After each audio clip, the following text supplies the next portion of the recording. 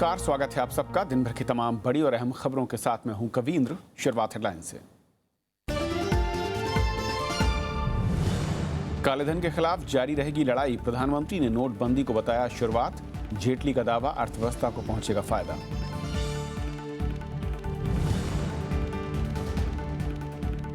एकजुट विपक्ष का संसद से सड़क तक प्रदर्शन का ऐलान, कल संसद परिसर में देंगे धरना, राष्ट्रपति से मिलकर जताएंगे विरोध।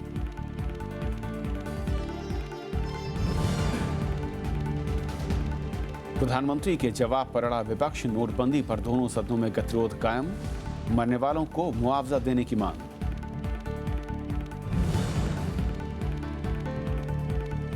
उपचुनाव में सत्ताधारी पार्टियों को मिली जीत, तमलुक और कूचबिहार लोकसभा सीट पर टीएमसी का कब्जा बरकरार, बीजेपी को शहडोल और लखीमपुर सीट।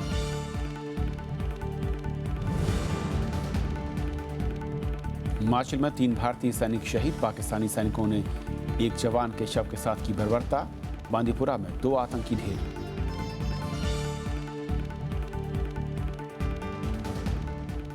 और आइए देखते हैं पहली खबर।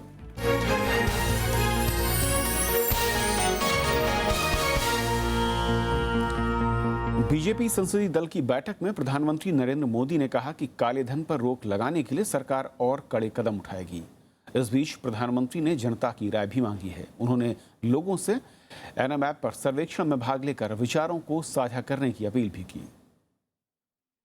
बीजेपी सांसद दल की बैठक में नोटबंदी के फैसले के समर्थन में प्रस्ताव पारित किया गया। बैठक में प्रधानमंत्री ने साफ किया कि भ्रष्टाचार और काले धन के खिलाफ लड़ाई में नोटबंदी सिर्फ एक शुरुआत है। उन्होंने कहा कि गरीब, निचले और मध्यम वर्ग के लोगों को काले धन, नकली मुद्रा और भ्रष्टाचार की वजह से सबसे ज्यादा नुकसान उठाना पड़ रहा है। ये संघर्ष हम आगे भी चलाएंगे और ये संघर्ष गरीब के पक्ष में है, सामान्य जनता के पक्ष में है, देश हित के पक्ष में है, सुरक्षा के पक्ष में है। ये माननीय प्रधानमंत्री जी ने पूरा संसदीय दल को आज बताया। वित्त मंत्री अरुण जेटली ने नोटबंदी के फैसले को ऐतिहासिक करार दिया। जेटली का कहना है कि ऐसे फैसलों को लागू करने के लिए साहस की जरूरत होती है। उन्होंने कहा कि आने वाले दिनों में ग्रामीण अर्थव्यवस्था को फायदा पहुंचाने के लिए सरकार कुछ बड़े कदमों का ऐलान करेगी। ब्लैक मनी कम करने का प्रयास, ईमानदारी जनजीवन में लाने का प्रयास, अर्थव्यवस्था का और जीडीपी का लॉन्ग टर्म में साइज बढ़े, क्योंकि ऑफिशियल इकोनॉमी बढ़ेगी, शैडो इकोनॉमी कम होगी। ये जब सारे लाभ इसमें से निकलेंगे तो देश को एक बदली हुई तस्वीर उभर के सामने आएगी। वित्त मंत्री ने विपक्ष पर चर्चा से भागने का भी आरोप लगाया। उन्होंने कहा कि सरकार देश में ऐसी टैक्स प्रणाली चाहती है जहां लोग ईमानदारी से अपना टैक्स भर सकें। बीजेपी संसदीय दल की बैठक में विपक्ष पर पलटवार की रणनीति पर भी चर्चा हुई। प्रणव गोस्वामी, राज्यसभा टीवी। उधर नोटबंदी के खिलाफ कांग्रेस समेत कई विपक्षी दलों ने देशव्यापी विरोध प्रदर्शन की रणनीति तैयार की। इसकी शुरुआत कल संसद परिसर से होगी। वहां पर पार्टियां धरना देंगी और वहीं से राष्ट्रपति से मुलाकात कर सड़कों पर उतरने की तैयारी भी है। कांग्रेस समेत कई विपक्षी दलों ने लगातार दूसरे दिन बैठक कर नोटबंदी के खिलाफ रणनीति तैयार की। बैठक में बुधवार को संसद परिसर में धरना देने का फैसला हुआ। इसके अलावा राष्ट्रपति से मुलाकात और सड़कों पर विरोध प्रदर्शन करने का फैसला भी किया गया। इसमें नोटबंदी से जुड़ी समस्याओं को उठाया जाएगा। साथ ही जानकारी पहले ही लीक होने की जेपीसी जांच की मांग भी की जाएगी। We are going to take this issue to the people through people's protests. But when it will be done, that will be done in consultation with all the opposition parties. We will all synchronize our activity on the same day of 8 people's protest. Every day they will sit together, take stock of the situation and explore possibilities of future movement, and as and when such decisions will be taken, it will be intimated to the media and the people as a whole. इधर कांग्रेस उपाध्यक्ष राहुल गांधी ने प्रधानमंत्री के संसद में नहीं बोलने पर सवाल उठाया। प्रधानमंत्री पार्लियामेंट में क्यों नहीं आते? पार्लियामेंट में आके क्यों नहीं बोलते? टीवी पे बोल सकते हैं, पॉप कॉन्सर्ट पे बोल सकते हैं, पार्लियामेंट के अंदर क्यों नहीं बोल सकते? उधर आम आदमी पार्टी ने नोटबंदी के खिलाफ जंतर मंतर से लेकर संसद तक मार्च निकाला। दिल्ली के उप मुख्यमंत्री मनीष सिसोदिया ने आरोप लगाया कि नोटबंदी के बाद न तो आतंकवादियों की फंडिंग रुकी और न ही नकली नोटों का कारोबार। कृति मिश्रा और अनु दीवान के साथ ब्यूरो रिपोर्ट, राज्यसभा टीवी। और इस मसले पर और बातचीत करने के लिए मेरे साथ स्टूडियो में है खास मेहमान वरिष्ठ पत्रकार प्रदीप सौरभ जी। स्वागत है आपका। सर, जिस तरीके से ये पूरा मसला सामने आया, दोनों ही पक्ष ऐसा लगता है कि उस लकीर तक पहुंच चुके हैं जहां से पीछे कोई लौटना नहीं चाहता है। मैं पहले अगर सत्ता पक्ष की बात करूं, संसदीय बोर्ड की बैठक, उसके बाद प्रधानमंत्री का ऐप के जरिए लोगों से राय मांगना, क्या संकेत दे रहा है, किस तरीके से ज़्यादा तीखी रणनीति नजर आ रही है? देखिए, जहाँ तक ऐप का सवाल है तो ये भी देखना होगा कि हिंदुस्तान में कितने लोगों के पास एंड्रॉयड फ़ोन है, पहली चीज़। और दूसरी चीज़ की जो प्रधानमंत्री का ऐप है, ये आदमी की स्वयं की मर्जी है कि वो कितना डाउनलोड करता है। तो अब ये जो सर्वे होगा 123 करोड़ लोगों का, ये वैसे ही सर्वे होगा जैसे अमेरिका में क्लिंटन को सर्वे जिता रहे थे। तो मैं इस सर्वे को नहीं मानता। ये एक क्या कहते हैं कि खाना पूर्ति जैसा है। अभी राजकुमारी मतलब वजनदार नहीं दिखती। नहीं, बिल्कुल नहीं दिखती। और ये जिस तरह से कैशलेस इकोनॉमी की बात की जा रही है, क्रेडिट कार्ड की बात की जा रही है, दूसरे अन्य ट्रांजैक्शंस की बात की जा रही है, वो भी हिंदुस्तान के लिए बेमानी है कि आप क्या इंटरनेट नहीं है, पूरे 55% से भी कम क्या कहते हैं इंटरनेट कनेक्टिविटी है, पावर नहीं है, आप कैसे जनरेट करेंगे? और खासकर जो ये देखने की जो महत्वपूर्ण बात है कि इस पूरे फैसले से हो सकता है कि जो क्या कहते हैं कि विजुलाइज किया हो प्रधानमंत्री ने कि ये शायद बहुत क्रांतिकारी फैसला है, लेकिन जो इसका रिपरकशन हो रहा है कि इससे वो 125 करोड़ जो इस देश की जनता है उसका एक बहुसंख्यक वर्ग प्रभावित हो रहा है, जिसको काले धन से लेना नहीं। आप लाइनों में बैंक में देखिए जाके, कोई 2000 रुपये लिए, 4 नोट लिए 500 के, कोई 500 का 1 नोट लिए हुए, और लंबी लंबी लाइन कई दिन लगानी पड़ रही। चलिए मान लेते हैं कि देश के हित के लिए ये लाइनें भी इस देश का नागरिक लगा लेगा, लेकिन इस आउटकम का क्या होगा कि आप ये भी देखिए कि आखिर ये जो फैसला है नोटबंदी का, दुनिया में तमाम विकसित देश हैं, अविकसित देश हैं, विकासशील देश हैं, उन देशों को भी अगर आप देखोगे कि इस तरह का डिमोनेटाइजेशन दुनिया में 50 वर्षों में सिर्फ 2 देशों के अंदर हुआ और वहाँ की जीडीपी बर्बाद हो गई। तो ये जो उदाहरण हमारे सामने है, ये अर्थशास्त्री इस बात को और बेहतर समझा पाएंगे, लेकिन इस देश की जो जनता है, जिसके लिए बार बार कहा जाता है कि वो गरीब के लिए हैं और गरीब के लिए जिएंगे और गरीब के लिए मरेंगे, भावुक हो जाते हैं। सवाल तो यह है, अगर आपकी भावुकता यहाँ पर है तो मुझे एक बहुत पीड़ा हुई थी आगरा की रैली जो प्रधानमंत्री ने की थी जिस दिन कानपुर के पोखराया में एक्सीडेंट हुआ था। उन्होंने उस चुनाव रैली को पूरा एड्रेस किया, वो कहीं भावुक नहीं हुए और 140 लोगों की मौत हो चुकी थी। तो ये जो थिएट्रिकल मैनरिज्म है नरेंद्र मोदी का, यस, ये थिएट्रिकल मैनरिज्म है जिससे इस देश की जो इलिटरेट अशिक्षित जनता है उसको प्रभावित करने की कोशिश प्रधानमंत्री करते हैं और अब तक वो इसमें सफल भी रहे हैं। लेकिन तो कहते हैं ना कि जब घड़ा भर जाता है तो बाहर छलकने लग जाता है। तो अब ये जो मैनरिज्म है धीरे धीरे कम हो रहा है, चूंकि अब सीधे देश की जनता के पॉकेट पर हमला हो रहा है। लेकिन सरकार कह रही है कि जो तमाम आंकड़े आ रहे हैं जनता पक्ष में खड़ी है, इसका एक बेहतर जो है जो मैं कहूँ आउटकम है वो कुछ दिनों के बाद नजर आएगा, इकोनॉमी एक नई तरीके से बूम की तरफ होगी। नहीं, आप ये बताइए कि इस देश के जो टारगेटेड लोग हैं, जिन 300 लोगों की बात होती है बार बार कि इन लोगों को क्या कहते हैं कि इस देश की जो सतर्कता एजेंसी है फाइनेंस की, वो कुछ नहीं कर पाई। आखिर जो लोग, ये समस्या टारगेटेड है, आप कहते हो काला धन, आतंकवाद। आज जो बांदीपुरा में घटना घटी है उसमें नई करेंसी मिली है, 14 दिन हुए हैं, 14 दिन हुए हैं क्या कहते हैं इस नोटबंदी को, और करेंसी आतंकवादी जो इनकाउंटर में 2 मारे गए हैं उनके जो हथियारों के साथ 2000 के नोट भी बरामद हुए हैं। तो ये देखने की बात है कौन सी इसमें प्रभावित कौन हो रहा है।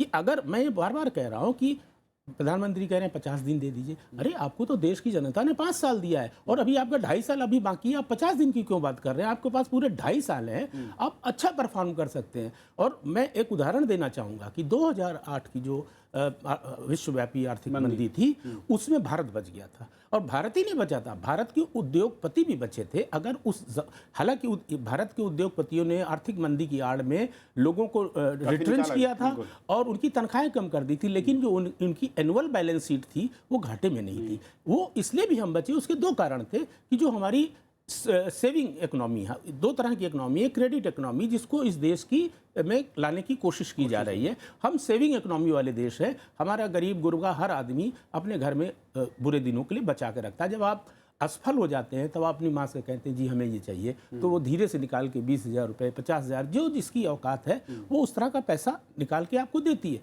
अब उस पैसे पर हम लाए, और वो जो पैसा है वो हिंदुस्तान की कृषि आधारित जो अर्थव्यवस्था है, हम 2008 में इसलिए भी बचे थे कि हम एग्रेरियन इकोनॉमी है, कि हमें क्या कहते हैं कि दूसरे तरह की इकोनॉमी की जरूरत नहीं है। अब इस फैसले से एक बात और होने जा रही है, फिर से इंस्पेक्टर राज की वापसी होगी, और जो उदारवाद जो लिबरल इकोनॉमी है वो जो इतना आगे बढ़ गई है, फिर से उसकी क्या कहते हैं कि उसमें इंस्पेक्टर आ जाएगा। क्योंकि आप देखिए कभी आईटी वाला डंडा खड़का रहा है, जिस तरह के मैसेजेस आ रहे हैं, जो आ रहा है कि अब इस सोने पर होगा, अब चांदी, हो सकता है ये अफवाहें, लेकिन आईटी का जो जिस तरह से कि अब जैसे शादी वाला मसला है कि 2.5 लाख के लिए 9 शर्तें हैं, फेरे 7 हैं, शर्तें 9 हैं, और वो बैंड वाला हलवाई, क्या हलवाई आलू वाले से क्या कहते हैं चेक में पेमेंट करेगा? तो कह रही है कि और दूसरी आप चेक और क्रेडिट कार्ड से दीजिए। नहीं, कैसे दे? अब आप और मजेदार बात इसको समझना चाहिए दर्शकों को भी, कि जब आप क्रेडिट कार्ड कहीं पर देने जाते हैं तो दुकानदार कहता है जी कैश दे दीजिए, वो टैक्स इंक्लूड है उसमें, वैट शैट जो भी लगता है वो टैक्स के साथ कहता है कैश दे दीजिए। आप क्रेडिट कार्ड अगर आप पेमेंट करेंगे तो 2% आपको देना होगा, यानी 10 रुपए की जो चीज़ है विद इंक्लूडिंग टैक्स, उसमें 2% का एक्स्ट्रा उपभोक्ता को देना पड़ रहा है, जबकि ये दुकानदार को देना चाहिए। लेकिन पूरी प्रैक्टिस है, आप चाहे मॉल्स में चले जाइए, चाहे सोनी का टीवी खरीद रहे हैं, चाहे जो चीज़ खरीद रहे हैं, बड़ी से बड़ी आप वॉशिंग मशीन खरीद रहे हैं, क्रेडिट कार्ड से पेमेंट नहीं लेता है। और ये 2% का अधिभार उपभोक्ता क्यों से है? जब हमें चीज़ नगद पैसा देकर मिल रही है 10 रुपए की, तो हम उसमें 2% क्यों दें? हालांकि आज सुन रहे हैं कि कोई आदेश आने वाला है कि 31 दिसंबर तक ये जो 2% का अधिभार है उसको रोका जा रहा है, लेकिन इसके बावजूद भी ये भारतवर्ष है, ये प्रैक्टिस रुकेगी नहीं, क्योंकि दुकानदार सोचता हम क्यों दें, वो अपने उस जो प्रॉफिट है उससे उसको 2% देना पड़ता है। जो तमाम दूसरे रास्ते हैं उसको पहले बंद करना चाहिए था, उसके बाद इस कदम के साथ आगे बढ़ सकते थे, लेकिन वो भी लिमिटेड एरिया में। फिलहाल वक्त की कमी, लेकिन बहुत बहुत शुक्रिया आपका इस चर्चा में शामिल होने के लिए। राज्यसभा में आज भी नोटबंदी को लेकर सदन की कार्यवाही बार बार बाधित हुई। एकजुट विपक्ष ने सदन में प्रधानमंत्री की मौजूदगी की मांग की, साथ ही विपक्ष ने नोटबंदी के चलते कथित तौर पर जान गंवाने वाले लोगों के परिजनों को मुआवजे की भी मांग की। सत्ता पक्ष ने विपक्ष पर सदन की कार्रवाई न चलने देने का आरोप लगाया और गतिरोध के चलते सदन की कार्रवाई की बुधवार सुबह 11 बजे तक के लिए स्थगित कर दी गई। राज्यसभा में चौथे दिन भी नोटबंदी को लेकर गतिरोध जारी रहा। विपक्ष ने इस मुद्दे पर एकजुटता दिखाते हुए चर्चा के दौरान प्रधानमंत्री नरेंद्र मोदी की मौजूदगी की मांग की। विपक्ष ने सरकार पर तानाशाही रवैया अपनाने का भी आरोप लगाया। ये पूरी अपोजिशन, मैं अपनी तरफ से नहीं बल्कि अपोजिशन, सारी अपोजिशन चाहती है, हम डिस्कशन चाहते हैं, हम लोगों की पीड़ा समझते हैं, लेकिन माननीय प्रधानमंत्री जी आए और एमपीओ की बात सुने। The debate started on an announcement made by the Honorable Prime Minister. Yes. He made the announcement of this demonetization. We want him to be here when we are debating. प्रधानमंत्री जी न सुनेंगे न जवाब देंगे, तानाशाही रवैया कभी चला नहीं। विपक्षी दलों ने नोटबंदी की वजह से कथित तौर पर मारे गए 70 लोगों के परिजनों के लिए उचित मुआवजे की भी मांग की। माननीय प्रधानमंत्री जी को बुलाना चाहिए, मामला अति महत्वपूर्ण है। पूरे देश में सरकार ने तो आर्थिक इमरजेंसी जैसा माहौल पैदा किया हुआ है। ये शरद यादव जी, ये देश के हित में फैसला है। शरद यादव जी, आपसे मेरा कहना है कि इन सारे लोगों के ऊपर कोई जो सरकार ने फैसला किया है, शरद यादव जी, आपको 10 लाख का मुआवजा देना चाहिए। सत्ता पक्ष ने नोटबंदी की चर्चा कराने पर जोर देते हुए विपक्ष पर कामकाज बाधित करने का आरोप लगाया। हमारी अपील ये है, कंप्लेन कोई नहीं है इनकी, हमारी अपील ये है कि ये जो है वो टुकड़ों में चर्चा नहीं हो, चर्चा तत्काल आप शुरू कराइए और जो रिमेनिंग मेंबर्स हैं जो बोलने वाले उनसे आप शुरू कराइए, तैयार है। हालांकि संसदीय कार्य राज्य मंत्री की अपील का असर विपक्ष पर नहीं पड़ा। विपक्षी दल प्रधानमंत्री की सदन में मौजूदगी की मांग पर अड़े रहे। सांसदों के वेल में आने की वजह से कार्यवाही में बाधा आई। उपसभापति पीजे कुरेन ने भी नोटबंदी पर चर्चा की अपील की। बावजूद इसके गतिरोध जारी रहा। There is order in the house. Why should the treasury benches do this? अवरोध की वजह से पहले शून्यकाल फिर प्रश्नकाल बाधित हुआ। House is adjourned till 2 p.m. भोजन अवकाश के बाद भी गतिरोध जारी रहा, जिसकी वजह से सदन की कार्यवाही बुधवार सुबह 11 बजे तक के लिए स्थगित करनी पड़ी। विशाल दहिया के साथ कृति मिश्रा, राज्यसभा टीवी। नोटबंदी पर लोकसभा की कार्यवाही लगातार चौथे दिन नहीं चल पाई। कार्रवाई शुरू होते ही विपक्षी दलों ने मत विभाजन वाले नियम के तहत चर्चा की मांग की और इसके लिए विपक्ष के कई नेताओं ने कार्यस्थगन प्रस्ताव का नोटिस भी दिया था, लेकिन स्पीकर सुमित्रा महाजन ने सभी नोटिस नामंजूर कर दिए। संसदीय कार्य मंत्री अनंत कुमार ने कहा कि सरकार चर्चा के लिए तैयार है, लेकिन चर्चा के बाद मत विभाजन की मांग अस्वीकार कर दी। अवरोध बरकरार रहने के बाद कार्रवाई भोजनावकाश से पहले ही गुरुवार सुबह 11 बजे तक के लिए स्थगित कर दी गई। इतने लोग तबाह और तंग हैं और प्राइम मिनिस्टर ने अनाउंस किया, इसलिए प्राइम मिनिस्टर आना चाहिए और वो प्रेजेंट रहना चाहिए, हमारी बात को सुनना चाहिए। और आप अगर आप नहीं देंगे तो बहुत बड़ा अन्याय देश के ऊपर होगा। What's harm to be discussed under adjournment motion we cannot follow. What's the harm in it? Why government is not coming up? If this turmoil situation which is prevailing in the house, ruling party is becoming responsible for that. प्रश्नकाल और 0 over ये आपका right है, इसको आप चलाइए। हम चर्चा करने के लिए तैयार है, अभी से चर्चा करने के लिए तैयार है। आप जब हुक्म करेंगे तब से चर्चा करने के लिए तैयार है। पहली खबर में फिलहाल इतना ही। वक्त ब्रेक का है, ब्रेक के उस पार कुछ और खबरें।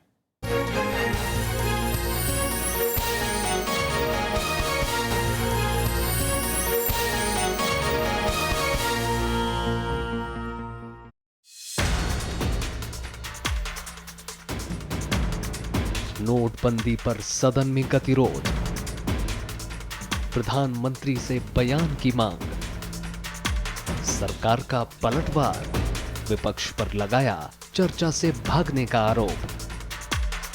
देखिए पहली खबर, संसद में गतिरोध, रात 8 बजे।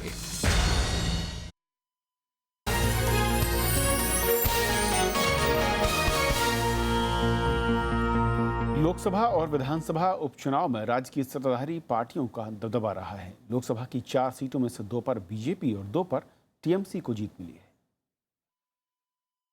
लोकसभा की 4 सीटों पर उपचुनाव में से 2 पर बीजेपी को जीत मिली है, जबकि 2 सीटें टीएमसी के खाते में गई हैं। मध्य प्रदेश की शहडोल सीट पर बीजेपी ने कब्जा बरकरार रखा है।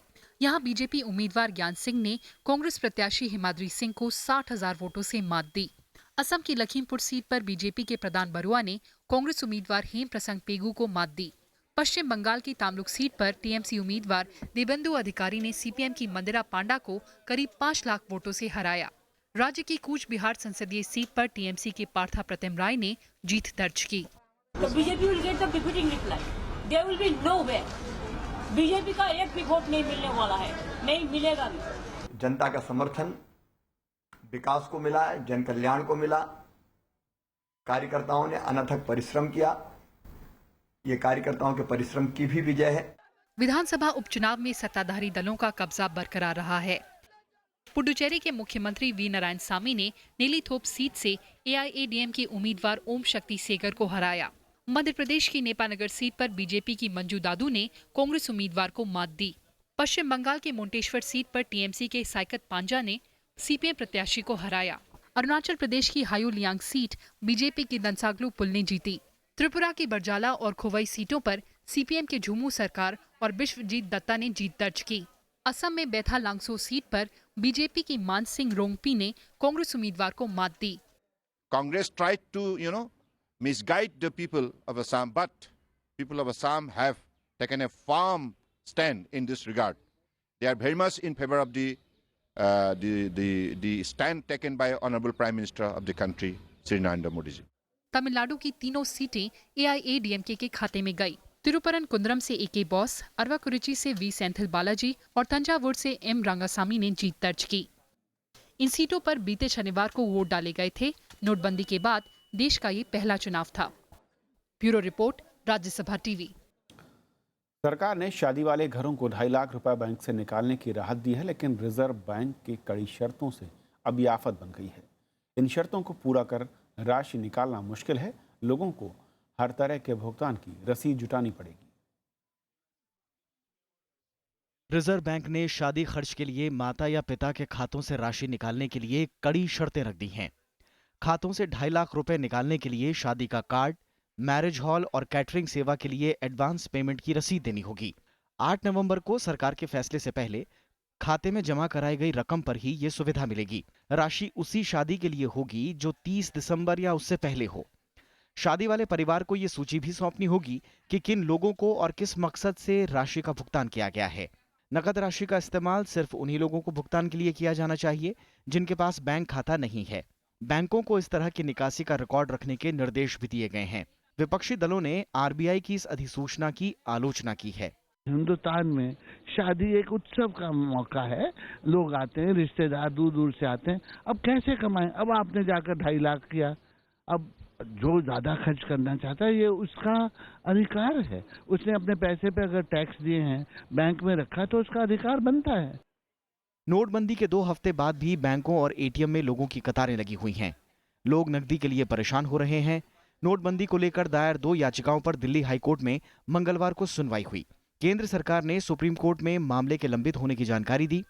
हाईकोर्ट अब 8 दिसंबर को मामले की सुनवाई करेगा। आजकल बैंक में भी पैसा नहीं आ रहा, क्योंकि बोले तो ट्रांजैक्शन कम है, पब्लिक ज्यादा है। और एटीएम में गया तो 2000 की एक नोट आ रही है, 2000 में चिल्ला दो बोले तो कौन भी नहीं दे रहे।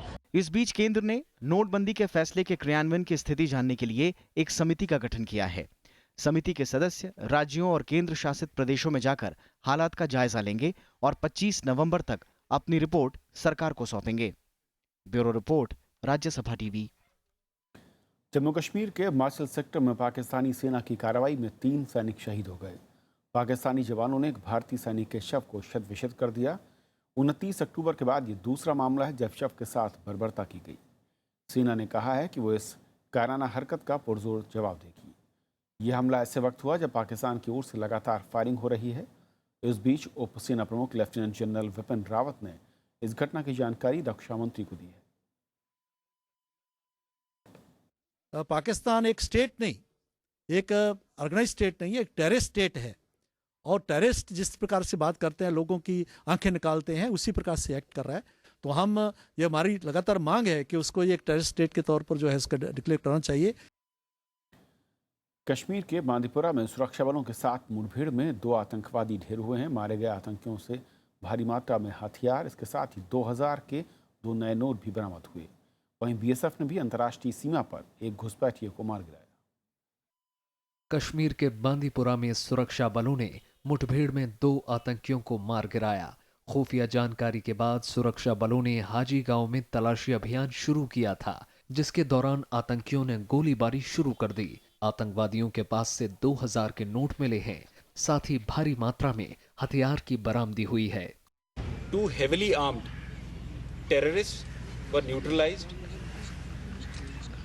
From the slain terrorist, we have recovered 2 AK-47 rifles, 1 under-barrel grenade launcher, and large quantity of warlike store. वहीं जम्मू की आरएसपुरा सेक्टर में बीएसएफ ने एक पाकिस्तानी घुसपैठिए को मार गिराया। बीएसएफ के मुताबिक धुंध और कोहरे का फायदा उठाकर आतंकी घुसपैठ की कोशिश में थे। वहीं अलगाववादियों के लगातार बंद के चलते घाटी में ज्यादातर दुकानें और कारोबारी प्रतिष्ठान बंद रहे। इस बीच राज्य सरकार ने हायर सेकेंडरी तक की सभी छात्राओं की स्कूल फीस माफ कर दी है। इससे राज्य के करीब 10 लाख छात्राओं को लाभ होगा। Bureau report, Rajya Sabha TV. Railway ने इंदौर पटना एक्सप्रेस हादसे की जांच के लिए जीआरपी की 12 सदस्यीय टीम बनाई है। इस मामले में अज्ञात रेलवे कर्मचारियों के खिलाफ विभिन्न धाराओं के तहत एफआईआर दर्ज की गई। इस बीच हादसे में मरने वालों की संख्या 148 तक पहुंच गई। 150 घायलों में कई लोगों की हालत गंभीर है। 7 शवों को अब उनकी अभी तक पहचान नहीं हुई। वहीं झांसी कानपुर सेक्शन के बीच रेल यातायात बहाल हो गया है। रविवार तड़के कानपुर के पुखराया में इंदौर पटना एक्सप्रेस हादसे का शिकार हो गई थी। मध्य प्रदेश के पूर्व राज्यपाल और उत्तर प्रदेश के पूर्व मुख्यमंत्री राम नरेश यादव का आज लखनऊ में निधन हो गया। 90 साल के राम नरेश यादव को 18 नवंबर को संजय गांधी पीजीआई हॉस्पिटल में एडमिट किया गया था। उनका जन्म आजमगढ़ जिले के आंधीपुर में हुआ था। उन्होंने समाजवादी आंदोलन में शामिल होकर राजनीतिक जीवन की शुरुआत की थी। 1977 में जनता दल की सरकार में 2 साल तक उत्तर प्रदेश के मुख्यमंत्री रहे और बाद में कांग्रेस से जुड़ने के बाद पार्टी संगठन में महत्वपूर्ण पदों पर रहे। लोकसभा और राज्यसभा सदस्य के रूप में उन्होंने संसद की समितियों में अहम भागीदारी निभाई और राज्यसभा में संसदीय दल के उपनेता रहे। सितंबर 2011 में उन्हें मध्य प्रदेश का राज्यपाल बनाया गया। 8 सितंबर 2016 तक वो इस पद पर रहे। मशहूर संगीतकार एल बाल मुरलीकृष्ण का आज चेन्नई में निधन हो गया। 86 वर्ष के बाल मुरलीकृष्ण पिछले कुछ दिनों से बीमार थे। कई दशकों तक लोगों को अपनी मखमली आवाज़ से मंत्रमुग्ध करने वाले बाल मुरलीकृष्ण कर्नाटक संगीत और वायलिन बजाने में बेजोड़ थे। मिले सुर मेरा तुम्हारा गीत में उनकी आवाज़ को लोग आज भी याद करते हैं। उन्होंने कई तमिल और तेलुगु फिल्मों में भी काम किया। संगीत में उनके योगदान के लिए उन्हें पद्म भूषण समेत कई राष्ट्रीय और अंतर्राष्ट्रीय पुरस्कारों से भी नवाजा जा चुका था। तो खबरों के आज के इस बुलेटिन में फिलहाल इतना ही।